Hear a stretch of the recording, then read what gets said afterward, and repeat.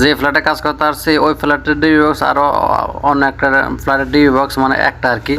তো এই জন্য মানে হের দরজার সামনে টোকা দিয়ে দাঁড়ায় আছে আর কি। ঠিক আছে, দরজা খোলা ভিতরে যে ব্রেকের ট্রিপ হয়ে ওইটা তুলে দেবো।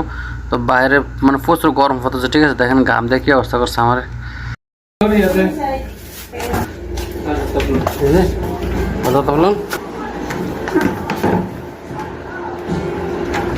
هذا الطبلون